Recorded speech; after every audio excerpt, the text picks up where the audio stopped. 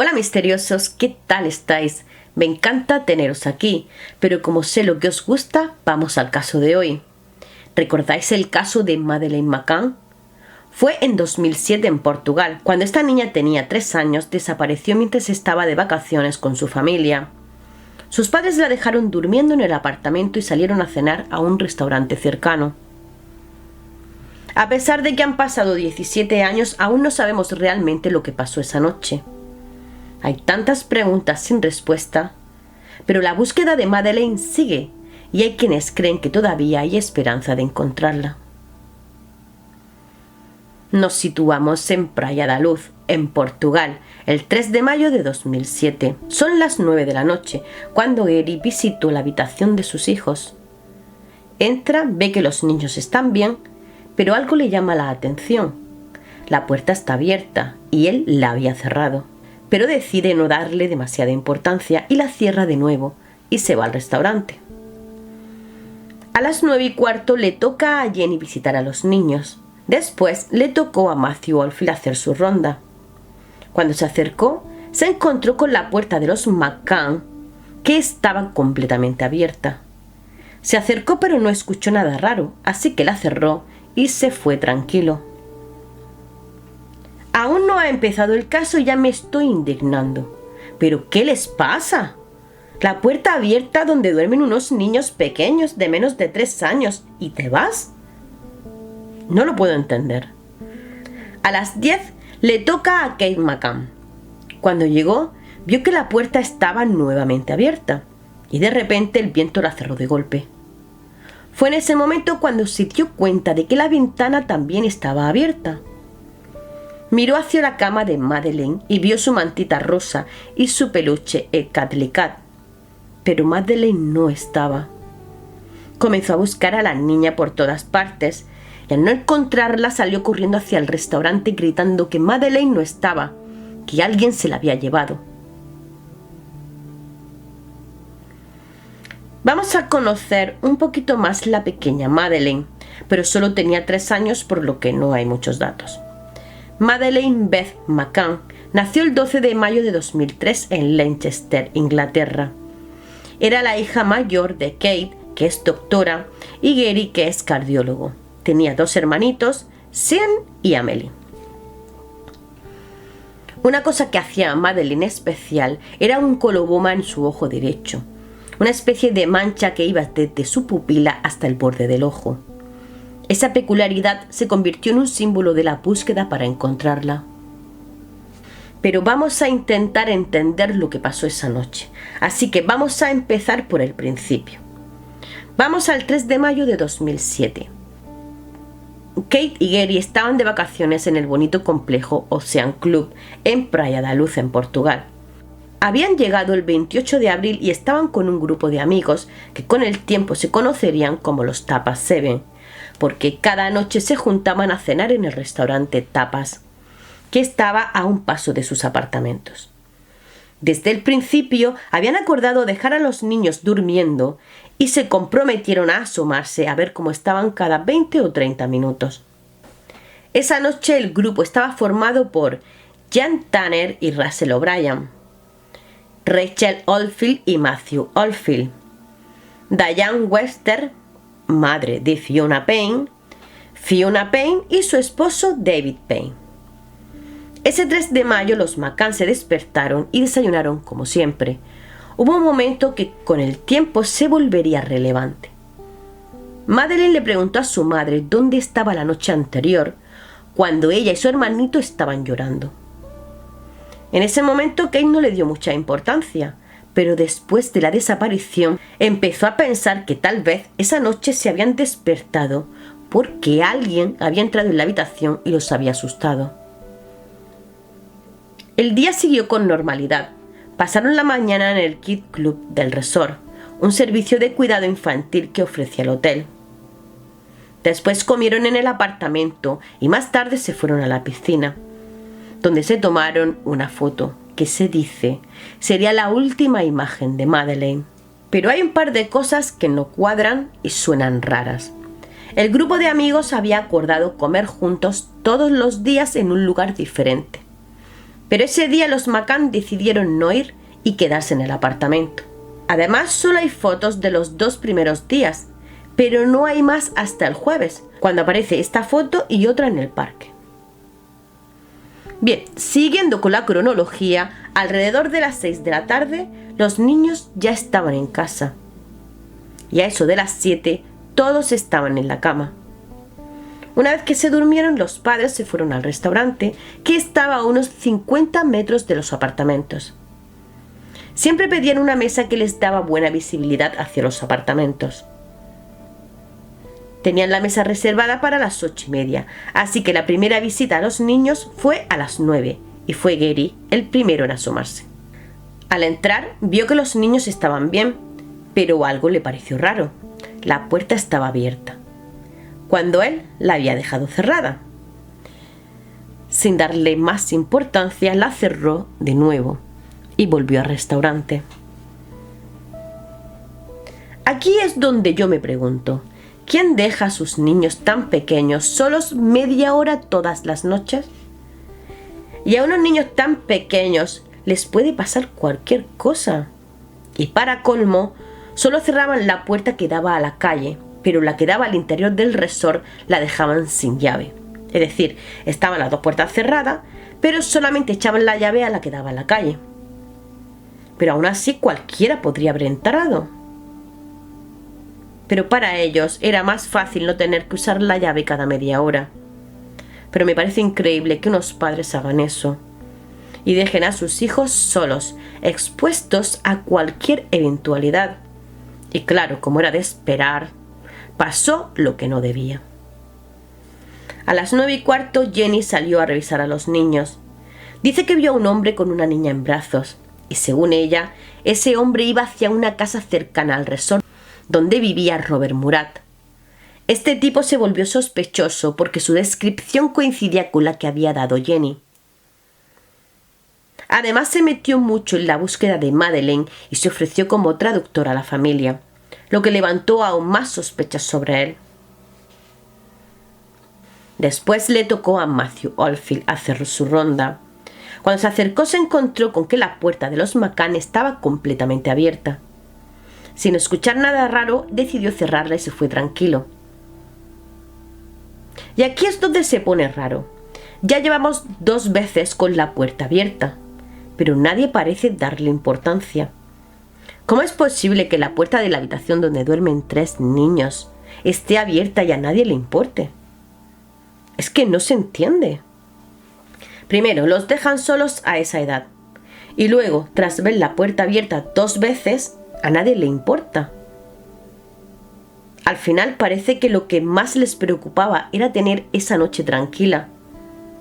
Y eso es algo que aún no puedo entender. A las 10 le tocó a Kate McCann.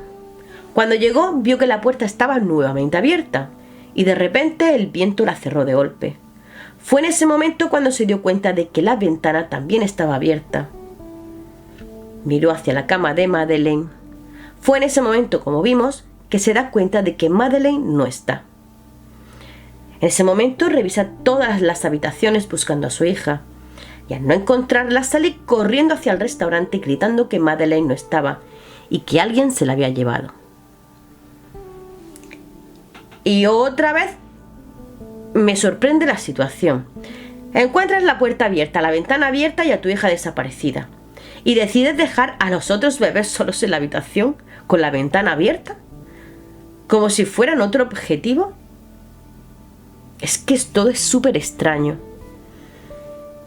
Esa misma noche, a las 10, una familia irlandesa que también estaba de vacaciones dijo que vio a un hombre cargando a una niña que iba hacia la playa, que estaba a unos 480 metros del resort. Describieron al hombre como torpe al sostener a la niña, que parecía tener entre 3 y 4 años, con la piel pálida, el pelo rubio, muy parecido a Madeleine.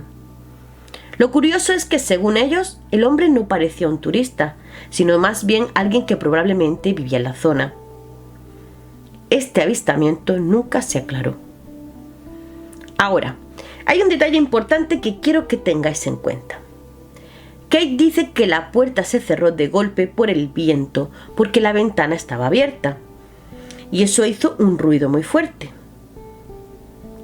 Recordar esto porque será clave para una de las teorías que discutiremos más adelante. Poco después de que Kate dijera que Madeleine había desaparecido, llamaron a la policía. 30 minutos después, el resort activó su alarma de secuestro. Esa noche, empleados y clientes del complejo buscaron a Madeleine hasta aproximadamente las 4:30 de la madrugada, pero no la encontraron. Lo que es increíble es que todo el mundo estuviera buscando a la niña, menos sus propios padres, que estaban encerrados en el apartamento con la policía. Entiendo que estén hablando con los agentes, pero ¿qué habríais hecho vosotros? ¿Os quedaríais ahí sentados hablando o saldríais a buscar a vuestra hija por todas partes? Ellos ya sabían que había desaparecido. Lo más importante era encontrarla. No sé, yo no me quedaría quieto esperando. Quizás si estuviera en esa situación lo haría, pero en mi cabeza no puedo imaginar quedarme ahí sin hacer nada. Por otro lado, según los McCann, la policía tardó 3 horas en llegar después de que avisaron. Pero parece increíble que desaparezca una niña tan pequeña y que la policía tarde tanto en reaccionar. Sin embargo, ellos dicen que tardaron solo 10 minutos después de recibir la llamada, lo cual tiene mucho más sentido, sabiendo que esas primeras horas son cruciales en la búsqueda de los niños tan pequeños. De cualquier forma, la policía tampoco siguió todos los procedimientos correctos. No buscaron en otros apartamentos ni aseguraron la zona después de la desaparición. Esto significa que podría entrar y salir por la puerta y la ventana, áreas que necesitaban ser investigadas. Como resultado, es posible que se contaminara la escena del crimen. Hasta aquí hay muchos motivos que apuntan a los padres como sospechosos. Pero si seguimos profundizando en el caso, hay algo que la policía siempre dice a las familias cuando hay una desaparición o secuestro. No hables con nadie. ¿Por qué? Porque los secuestradores pueden sentirse acorralados y reaccionar de manera nerviosa. Incluso podrían hacerle daño a la víctima. Por eso es tan importante no comentar nada.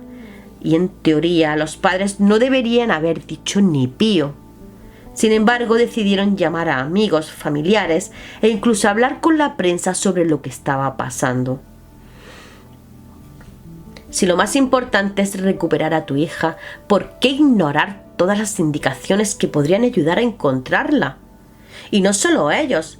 Los Tapas 7 también empezaron a llamar a sus amigos y a hablar sobre cosas que todavía no estaban confirmadas, como el secuestro o el sospechoso del que ya hemos hablado. Esto solo complicó más las cosas. Otro detalle clave es que se necesitaba enviar una foto actualizada de la niña a las fronteras para evitar que se escape y para difundir su imagen por las zonas cercanas. Todo esto es lo correcto, sobre todo con niños tan pequeños que cambian mucho en pocos meses. Pero los McCann decidieron hacer lo que les dio la gana y enviaron una foto de hace un año. Para colmo, también mandaron esa foto a la prensa, poniendo en riesgo aún más la seguridad de su hija. Y no podemos olvidar que, como mencioné antes, Madeleine tiene un coloboma en el ojo, lo que le hace fácilmente reconocible. Esto podría hacer que los secuestradores se sintieran acorralados y en consecuencia se vieran obligados a deshacerse del cuerpo para no ser atrapados. Durante la investigación trajeron 2 perros entrenados para encontrar restos de sangre y detectar el olor a cadáver. Estos perros han ayudado a resolver más de 200 crímenes. Resulta que el peluche que tenía Madeleine, el Cuddly Cat, que la niña llevaba a todos lados, fue lavado por su madre. Sin embargo, uno de los perros identificó olor a cadáver en el peluche y también rastros de sangre y olor a cadáver en el coche que habían alquilado los McCann. Empezaron a rastrear todos estos lugares y en el coche encontraron pelo y fibras que pertenecían a Madeleine. Pero aquí viene lo más inquietante. Ese coche había sido alquilado 25 días después de la desaparición de la niña y ya tenía olor al cadáver. En este punto ya no lo veían como un secuestro, sino como un asesinato. Y los principales sospechosos eran los padres, los McCann. Como muchos de los que seguimos el True Crime sabemos que la policía hace montones de preguntas a todos, tanto a los implicados en el caso como a cualquiera que pueda aportar algo. Pero sorprendentemente Kate, la madre de Madeleine, se negó a responder a las preguntas. ¿Cómo puede alguien que quiere encontrar a su hija ponerle trabas a la investigación? Su negativa fue un obstáculo clave. Al menos el padre sí respondió a todo. El 9 de septiembre de 2007, los McCann dejaron Portugal para regresar a Inglaterra, incluso siendo los principales sospechosos de la muerte de Madeleine. El inspector jefe de la policía firmó un documento de 9 páginas donde decía que Madeleine no había sido secuestrada, sino que había fallecido en el apartamento. Según este informe, todas las visitas que hicieron esa noche desde el restaurante fueron solo un intento de encubrir un accidente. Esto desató una guerra mediática y Gonzalo Amaral fue destituido y trasladado a otra ciudad, además de ser sospechoso en otro caso de secuestro, el de Joana Kirpiano, que desapareció de manera muy similar a Madeleine y cuyo cuerpo tampoco fue encontrado. Pero Amaral tenía coartada para ese día. Pero un mes después fue declarado culpable de ocultar información. Todo este asunto de corrupción en la policía hizo que la credibilidad de Amaral quedara en entredicho. En junio de 2008, Amaral dejó su puesto de inspector para escribir el libro que lo hizo famoso, titulado La verdad de Madeleine. En este libro sostiene que los padres son los culpables de un crimen accidental debido a unos sedantes que podrían haberle causado la muerte a la pequeña. Al final, el fiscal general de Portugal dejó de acusar a los padres como sospechosos porque no encontraron pruebas que respaldaran esta teoría. Una teoría se basa en la multitud de avistamientos de Madeleine en el extranjero. En 2016, un investigador afirmó que había visto a Madeleine en Areguá, bajo el cuidado de una mujer. Sin embargo, el diario ABC Color reportó que las declaraciones de este investigador privado eran inconscientes, ya que no proporcionaban nombres ni documentos que lo certificaran como un investigador oficial. La teoría que más peso ha tenido siempre es que Kate y Gary McCann son los posibles responsables de la muerte de Madeleine. Kate, recordemos, es médico y específicamente anestesióloga, lo que significa que podría haberse dado a sus hijos. Desafortunadamente pudo haber ocurrido un accidente fatal en el que la niña murió por una sobredosis. Esto encajaría con la idea de que los gemelos no despertaron en toda la noche. Esta hipótesis es la que Amaral desarrolla en su libro y supuestamente tiene más consistencia con las pruebas encontradas. Sin embargo, a pesar de lo que cada uno pueda pensar, no hay pruebas que dejen claro qué pasó esa noche. Es posible que Madeleine no hubiera fallecido esa noche, sino al principio del viaje, lo que explicaría la escasez de fotos de casi todos esos días. Algo que me llama la atención es que el resort ofrecía servicio de niñera 24 horas y los McCann, que tenían recursos, decidieron no contratar ese servicio. Según esta teoría, tras la muerte accidental de Madeleine, los padres ocultaron el cuerpo de la niña en el armario y luego lo llevaron a un lugar apartado. Muchos creen que ese lugar podría ser la mansión de Clement Freud, que fue el único sitio que nunca se investigó. A los 25 días de la desaparición alquilaron un coche, supuestamente para deshacerse del cuerpo. Esto no está comprobado, es solo una teoría, así que también se dice que podrían haberlo tirado al mar. Posiblemente ocurrió algo así como una muerte accidental y decidieron mentir para proteger a sus mellizos. Supongo que para que no se quedaran sin sus padres. El caso dio un giro significativo en junio de 2020, cuando Christian Bruckner fue señalado como el principal sospechoso de la desaparición de Madeleine. Las grabaciones de las cámaras de seguridad del edificio mostraron a un hombre que cargaba un bulto, que se sospecha podría ser Madeleine. Además, el teléfono móvil de Bruckner lo ubicaba cerca del complejo de apartamentos esa noche. Lo más inquietante es que este alemán había trabajado en el edificio turístico como personal de mantenimiento, así que conocía bien el lugar. Se sabía que debido a estos delitos que había cometido era un buen escalador, lo que le habría permitido acceder al piso donde dormían los niños y llevarse a la niña por la ventana. En junio de 2024 se inspeccionó una cuenta de correo electrónico de Hotmail relacionada con Christian Bruckner. Según Titus Stampa, un investigador de la policía, encontraron múltiples evidencias de abusos a menores que habían sido eliminadas. Aunque ya han pasado 4 años desde que la Fiscalía Alemana de Braunschweig lo declarara principal sospechoso, el caso no ha avanzado mucho. Pero un nuevo testimonio podría reactivar la investigación. Laurentius Coding, un compañero de celda de Bruckner en 2020, contó ante el Tribunal Regional de Braunschweig que Bruckner le había revelado información relacionada con la desaparición de Madeleine. Coding explicó que Bruckner estaba en una zona de hoteles y vio una ventana abierta. Al parecer trepó el edificio con la intención de robar joyas o dinero. Pero lo que dijo Coding fue perturbador. Dijo que no había dinero, pero que encontró a una niña y se la llevó. Este testimonio ha generado nuevas esperanzas en la investigación, aunque todavía queda mucho por descubrir. Christian nunca le dijo a Coding el nombre de la niña, ni mencionó haberle hecho daño. Sin embargo, su compañero de prisión asegura que Bruckner le preguntó si se podía extraer ADN de los huesos de una niña enterrada.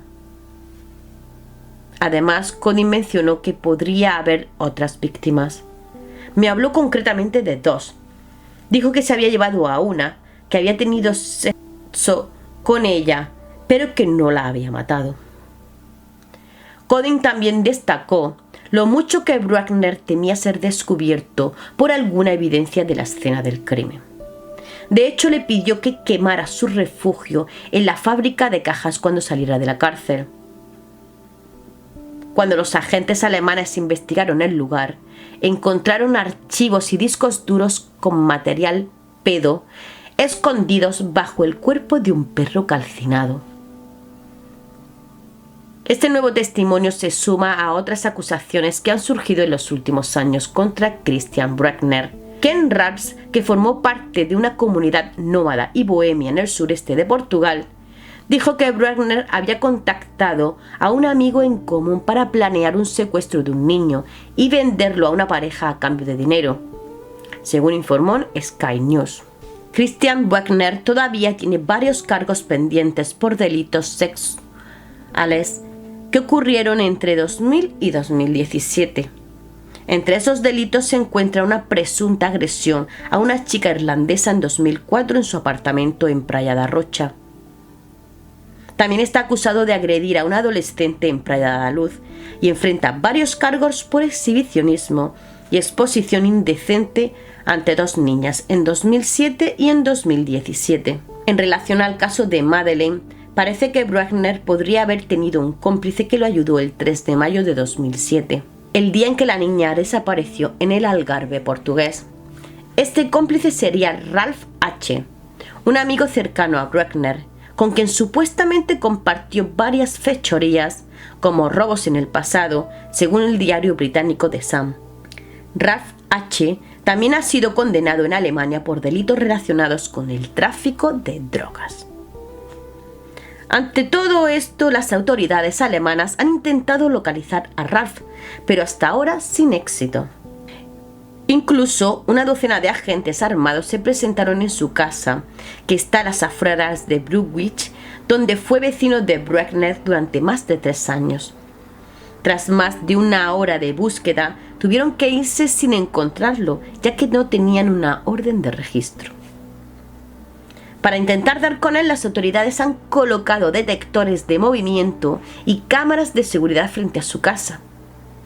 Cabe mencionar que el juicio en Alemania contra Bruckner, el principal sospechoso de la desaparición de Madeleine McCann, fue aplazado poco después de su inicio en el tribunal de Braunschweig. El motivo de esta decisión es claro.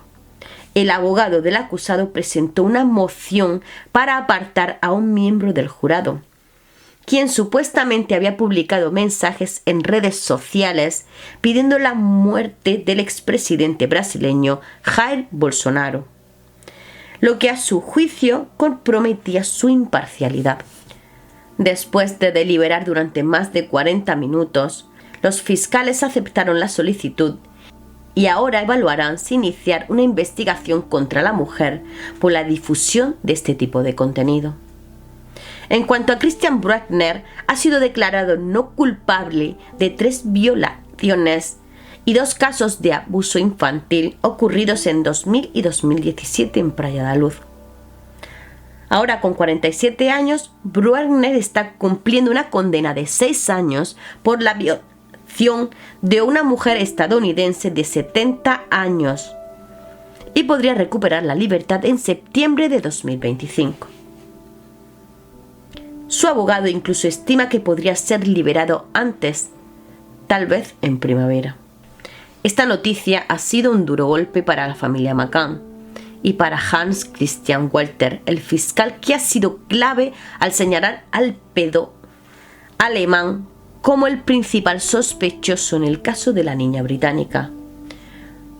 Walter expresó: consideramos que la sentencia es errónea y por lo tanto apelaremos para que el Tribunal Federal de Justicia revise la decisión por errores legales. Ya ha presentado un recurso contra la sentencia. Walters había señalado públicamente a Bruckner como el principal responsable del secuestro y asesinato de Madeleine en junio de 2020. Pero hasta ahora no se han presentado cargos. Según sus palabras, el caso estaba resuelto en un 90% y solo faltaba atar algunos cabos sueltos. Sin embargo, ha pasado tiempo sin avances significativos, excepto por una búsqueda de 48 horas en el embalse de Barragán, donde se extrajeron 2 bolsas grandes de pruebas que no aportaron nada relevante al caso. Además, Netflix lanzó una serie documental de 8 partes titulada The Disappearance of Madeleine McCann el 15 de marzo de 2019. Así que mientras revisamos este caso, es importante recordar que detrás de cada historia de True Crime hay seres humanos y familias que sufren. La desaparición de Madeleine McCann sigue siendo un fuerte recordatorio de lo crucial que es la seguridad de los niños y de que todos debemos estar alerta. ¿Vosotros qué pensáis? ¿Creéis que fueron los padres o que fue Bruckner? Me encantaría saber qué pensáis sobre el caso. Dejádmelo en los comentarios. Historias como estas merecen ser contadas y no olvidadas. Si queréis ayudar a darles visibilidad, suscribíos al canal y compartir el caso. Gracias por estar aquí y recuerda respirar profundamente y no cometer crímenes. Hasta pronto, misteriosos.